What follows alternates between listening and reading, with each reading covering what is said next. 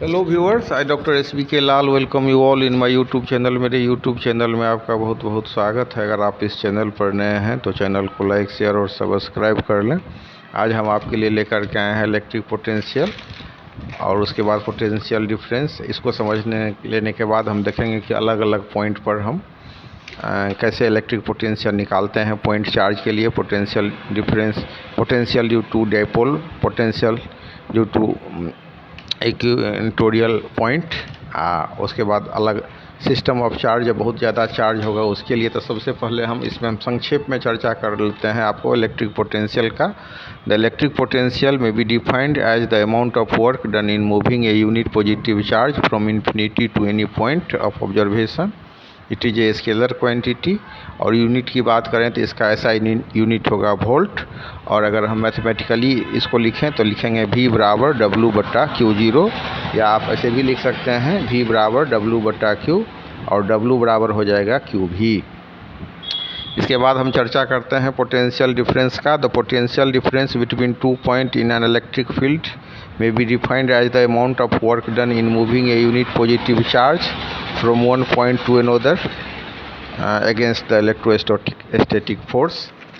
अब इसको समझ लेने के बाद हम electric potential due to a point charge, उसको हम कहीं कहीं आपको मिलेगा कि V बराबर Q/R, लेकिन ये बहुत संतोषजनक स्थिति नहीं है। आपको थोड़ा सा अगर इसको एलेबोरेट कर लीजिए, बढ़िया से निकाल लीजिए, तो इसको हम अच्छा से निकाल सकते हैं। कैसे निकालेंगे तो मतलब जो पॉइंट चार्ज एक लेते हैं। अब पॉइंट चार्ज के चलते हमको निकालना है क्या, तो मतलब इलेक्ट्रिक पोटेंशियल निकालना है। तो इसके लिए हम अनंत पर एक चार्ज लेते हैं, उसको हम लाते हैं कहाँ पर, तो पॉइंट P पर। तो suppose a test charge Q0 is placed at a point A at distance x from O।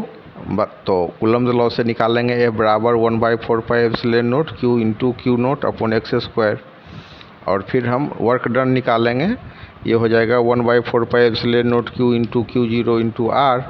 और फिर फार्मूला क्या होता है, V बराबर W/Q0। तो इसमें हम मान पुट कर देंगे, तो ये हमारा निकल जाएगा V बराबर 1/4πε0 Q अपॉन R। इसके बाद हम निकालेंगे electric potential eight N axial point of a dipole. तो इसको भी हम निकाल सकते हैं आराम से। इसको electric potential at point P due to the dipole. तो इसमें दो पोटेंशियल होगा, एक चार्ज के लिए V1, दूसरे के लिए V2, और V1 V2 को जोड़ करके हम इसको निकालेंगे। तो हमारा हो जाएगा V बराबर 1/4πε0 P अपॉन R²। P यहाँ पर डाइपोल मोमेंट हो गया। अब इसके बाद electric potential due to a system of charge, तो इसमें हम Q1 Q2 Q3 other so on Qn बहुत सारा चार्ज लेते हैं। P से R1 दूरी पर Q1 चार्ज है, P से R2 दूरी पर Q2 चार्ज है, P से R3 दूरी पर Q3 चार्ज है, और P से Rn दूरी पर Qn चार्ज है। तो Q1 चार्ज के चलते जो P पर पोटेंशियल होगा, electric potential at point P due to charge Q1, तो हो जाएगा V1 बराबर 1/4πε0 Q upon R1। Similarly, electric potential at point P due to other charge will be V2 बराबर 1/4πε0 Q2 upon R12, V3 बराबर 1/4πε0 Q3 upon R3, and Vn बराबर 1/4πε0 Qn upon Rn। तो यहाँ पर हम आज इस टॉपिक में निकाल रहे हैं electric potential due to a system of charge. तो इसके लिए क्या कर रहे हैं, हमारे पास बहुत सारा चार्ज है, चार्ज का सिस्टम है। Charge Q1 Q2 Q3 other so on Qn, बहुत सारा चार्ज मिल करके सिस्टम ऑफ चार्ज बनाता है। Electric potential due to a group of point charge भी इसको हम कह सकते हैं। तो इसके लिए क्या कर रहे हैं, suppose we are taking a lot of charge that is Q1 Q2 Q3 other so on Qn। Suppose n point charges Q1 Q2 Q3 other so on Q1 lie at distance R1 R2 R3 other so on Rn from a point P। Electric potential at point P due to charge Q1 is V1 बराबर 1/4πε0 Q upon R1। Similarly electric potential at point P due to other charge will be V2 बराबर 1/4πε0 Q2 upon R2। V3 बराबर 1/4πε0 Q3 upon R3। उसके बाद Vn बराबर 1/4πε0 Qn upon Rn। An electric potential is a scalar quantity, so the total potential at point P will be equal to the algebraic sum of all the individual potential. मतलब electric potential जो है scalar quantity है, तो अलग अलग जो individual हम निकाले हैं पोटेंशियल, R1 दूरी पर, R2 दूरी पर, R3 दूरी पर, P1 से R1 दूरी पर, P1 से R2 दूरी पर, P2 से R3 दूरी पर हम देख रहे हैं Q1 Q2 Q3 अनचार्ज है, that so on Qn, Rn दूरी पर हमारा Qn चार्ज है, तो सबको हम जोड़ लेंगे, मतलब V1 V2 V3 that so on Vn को जोड़ देंगे तो ये हमारा निकल जाएगा V। तो इस तरह से V बराबर V1 जोड़ V2 जोड़ V3 that so on Vn बराबर, देख रहे हैं कि सब में है 1/4 पाई एप्सिलॉन नॉट, इसको कॉमन निकाल लिए तो बराबर हो जाएगा हमारा 1/4 pi epsilon not Q1 upon R1 plus Q2 upon R2 plus Q3 upon R3 plus that so on Qn upon Rn। और इसको हम सॉल्व करेंगे तो क्या निकलेगा, V बराबर 1/4 pi epsilon not summation I बराबर 1 to n Q1 upon Ri। ये क्या हो गया हमारा, ये हो गया हम electric potential due to a system of charges. अब इसके बाद हम चर्चा करते हैं इक्विपोटेंशियल सरफेस का। Any surface that has same potential at every point on it is called an equipotential surface. The surface of a charge conductor is equipotential surface. It is the locus of all these points whose potential is same, or the surface having same potential at its every point is called equipotential surface. अब equipotential surface is perpendicular to electric field lines. यहाँ हम equipotential surface for isolated positive charge देख सकते हैं और uniform electric field भी देख सकते हैं। तो इलेक्ट्रिक पोटेंशियल सरफेस फील्ड के परपेंडिकुलर होता है। Important properties of equipotential surface, no work done is moving a test charge over an equipotential surface. Electric field is always normal to the equipotential surface at every point. Equipotential surface are close together in the region of strong field and farther apart in the region of weak field. No two equipotential surface can intersect each other।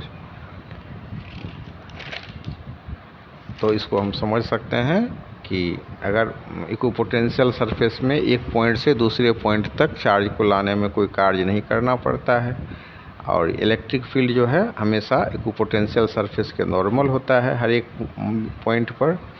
Equipotential surface अगर close होगा मतलब दोनों के बीच में, मतलब ये हमारा strong होगा, तो देखेंगे इलेक्ट्रिक फील्ड लाइंस के बीच दूरी कम रहेगी, सघन रहेगा।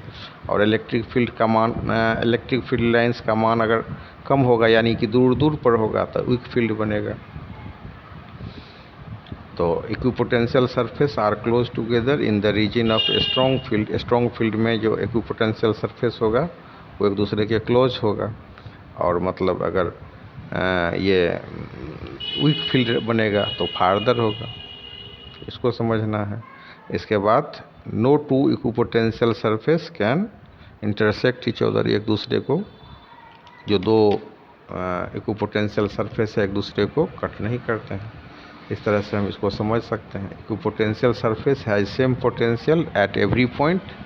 Work done on moving a charge on equipotential surface from one point to another is zero. Equipotential surface are closer in a strong electric field and farther apart in weak electric field. Two equipotential surface never intersect each other. इस तरह से हमने समझा equipotential surface के properties को।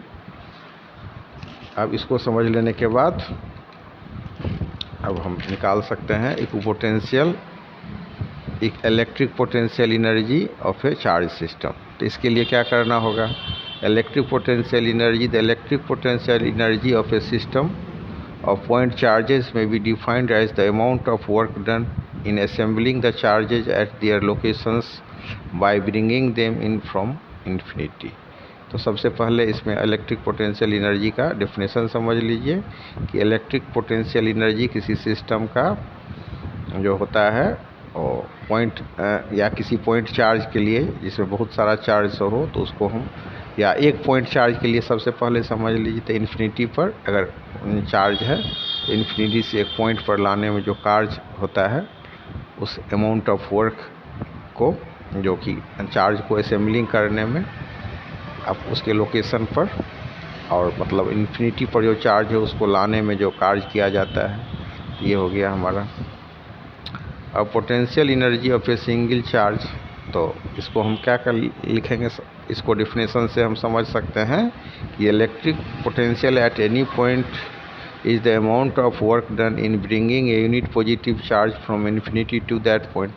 किसी point पर हमको जो पोटेंशियल निकालते हैं, कैसे निकालते हैं कि अनंत पर कोई चार्ज स्थित है और पी पॉइंट पर मान लीजिए हम इलेक्ट्रिक पोटेंशियल हमको निकालना है, तो अनंत से मतलब इन्फिनिटी से हम पॉइंट पी पर चार्ज को लाते हैं, यूनिट पॉजिटिव चार्ज को, और उसके लाने में जितना कार्य करना पड़ता है वही तो होता है इलेक्ट्रिक पोटेंशियल। तो इलेक्ट्रिक जो पोटेंशियल एनर्जी होगा, तो ये सबसे पहले हम इलेक्ट्रिक पोटेंशियल को समझें। तो electric potential at any point is the amount of work done in bringing a unit positive charge from infinity to that point.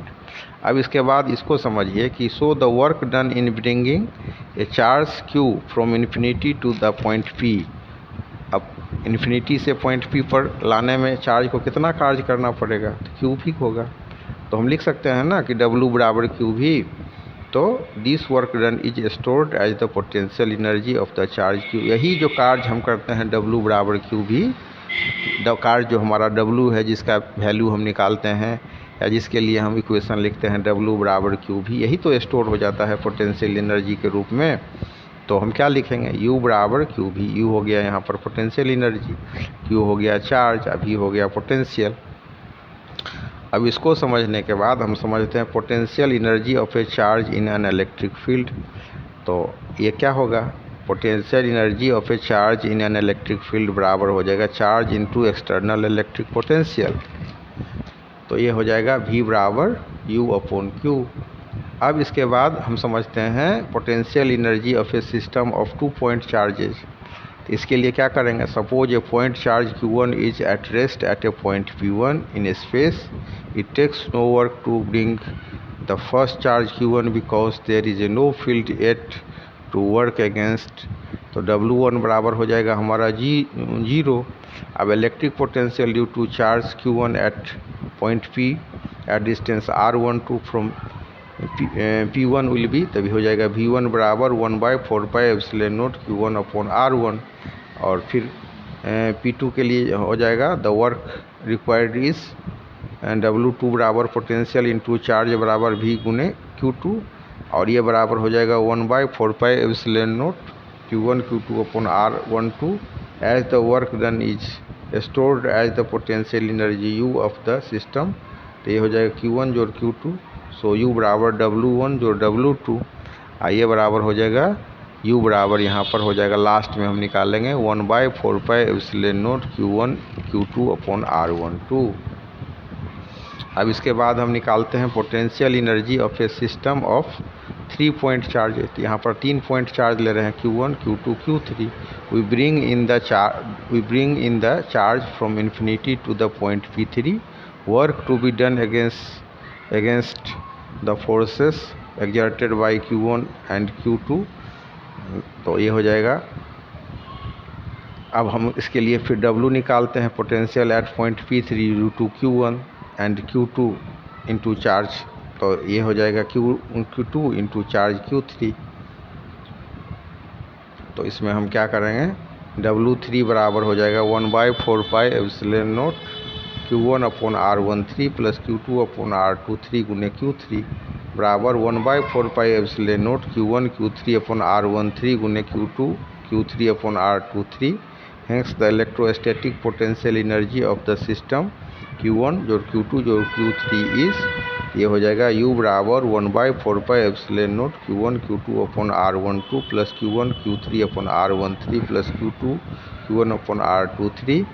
अब इसके बाद लास्ट में हम निकाल लेंगे potential energy of a system of n point charges. तो ये हो जाएगा the expression for the potential energy of n point charges can be written as U बराबर 1/4πε0 summation all pairs QI QJ upon RIJ बराबर 1/2 4 pi epsilon naught summation I बराबर 1 to n summation j बराबर 1 to n Q J upon r I J.